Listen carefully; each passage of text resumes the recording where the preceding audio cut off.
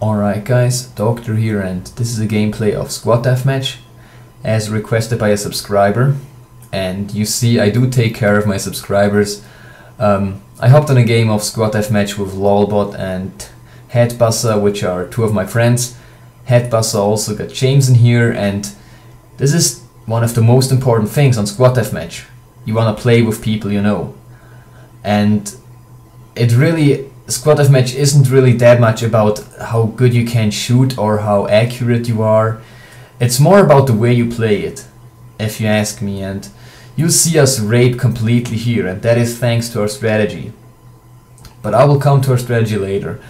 And in Squad Deathmatch, it's a really hectic game type sometimes. It can be really boring if you play maps like Operation Firestorm, as they're just huge. But on the other side, Kark Island, for example, many people just bunch up around this construction site and at the water side, and you'll always have some hotspots where most of the squads can get together, and it can be a lot of action around those areas, and you really want to make sure that you have your friends around you. You don't want to split up like lone wolves, and you can play this game type in two different ways. And of course you can't just do infantry. I would not recommend you do that, because the tank is yet again a huge factor that can either make you victorious or just let the enemy get victory easier. And you want to make sure that you have at least 2 engineers or supports with C4 in your squad, so they can do something against that tank. And you see here my squad mate hops out of the tank, and I'm just like, what the fuck are you doing? And I'm just gonna take it quickly so I can do some work against these enemies. And the tank is, especially with proximity scanner, is a really useful tool. And the reason being that it just spots up everybody, and especially if you have a hard firefight with loads of enemies in one place, this proximity scanner is like a motion sensor in Bad Company 2, and it really helps your squad mates out. Because what I recommend you do is have 2 people in the tank, one of course driving and one being a gunner, and both should be engineers, of course. I mean, James is an engineer here because he hasn't died yet, I think, so I'm just taking care of that. And you see here my squad mates cover me, because as soon as I'm getting disabled, I'm just telling them, I'm disabled, help me defend the tank. And that is the most important thing. If you just have your teammates around you, you can only win, basically, because my proximity scanner spots up everything for them, and they can just take out the infantry that like missiles me from well covered positions or try C4 me, because they know where everyone is around me. And if you want to be even more effective, you can go with thermal optics on the tank. I don't use them too much in this gameplay because I often switch to third person view on the tanks to just have a look around me. You'll see me do that constantly. It helps me spot enemies, and that's why I'm doing it. And every time you get out of your casual view, thermal optics will just go away, basically. They won't be usable anymore for until you just zoom in it again, and you have to switch views, and it's really annoying to me, and that's why I really don't use them that much in this game. But they can also help you spot mines, and are overall a pretty good vehicle spec, so definitely try them out if you have it. I mean, I don't even know what the other specs are. I think zoom optics won't help you that much, so, but that's up to you, really. But what I can definitely tell you is to use proximity scanner. It's probably the most useful thing that you can possibly use in the tank if you play Squad Deathmatch. Just like this guy, I spotted this guy only thanks to proximity scanner. And he could have disabled me with one shot in the back and take me out with another one if I didn't see him.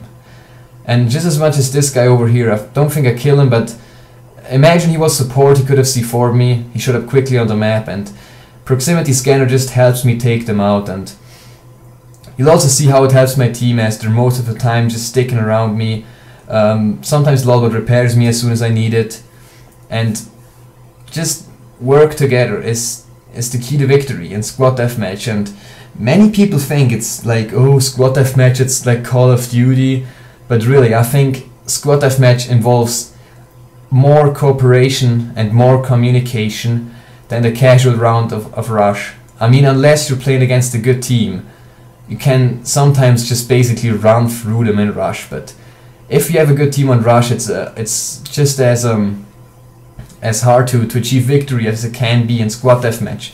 Especially if you play against good teams, doing squad deathmatch is one of the hardest challenges to achieve. And I've had some crazy servers against some, I think it was with me and Lolbot, and we played against 4 guys of a German clan. I don't know, UK and the Unknown, and I personally hate them, but I'm not here to trash talk anyway. So we played against them, and we had a hard time at the beginning, but later in the game we just tore them apart. We kept on winning, and they eventually rage quit, or I think we rage quit because the server was getting really empty. And just that is also how we involved like our skills of squad deathmatch and how we got this tactic.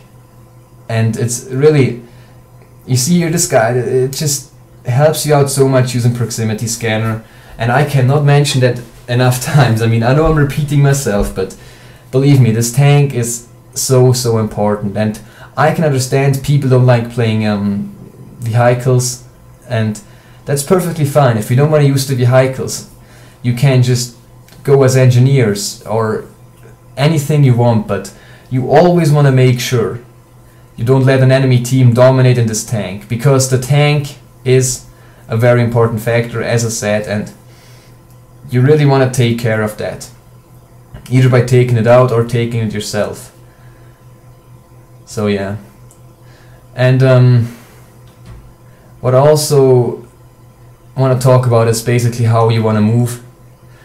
As I said, you want to stick together, and you want to be constantly a little bit on the move, or just stay. You want to stay around the general area, but you don't want to stand still for a long time, because people will always like move to different spots if they see that there's just too much enemy presence in one area, and sometimes they will come for you, but generally if they just keep on walking to the same areas and get killed over and over, you will most likely just find no more enemies there soon, because the combat is just happening somewhere else, and you always want to find the spots where you have enemies around.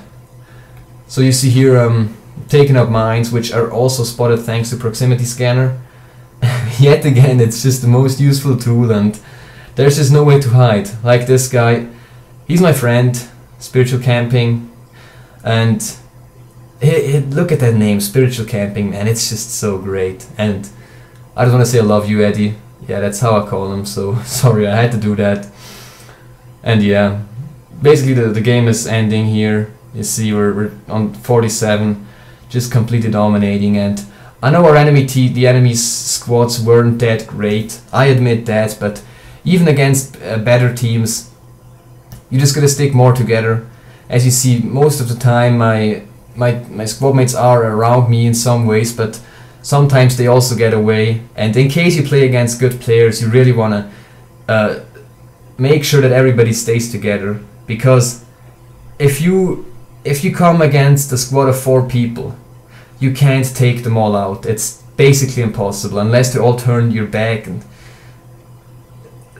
just that's exactly the reason why I want to stick together, because there most likely will be people that work together, and you want to encounter that by just working together too, because it's easy to kill one guy, but the more there is, the harder it gets, especially on Battlefield, where it takes quite a few bullets to kill somebody. So definitely try that, stick together, as I said, use that tank to your advantage, and it will help you out. So yeah, you saw the stats there. I think I go 12-1 or 13-1, pretty good round. As I said, I hope I could help you, and thank you for your attention. See ya.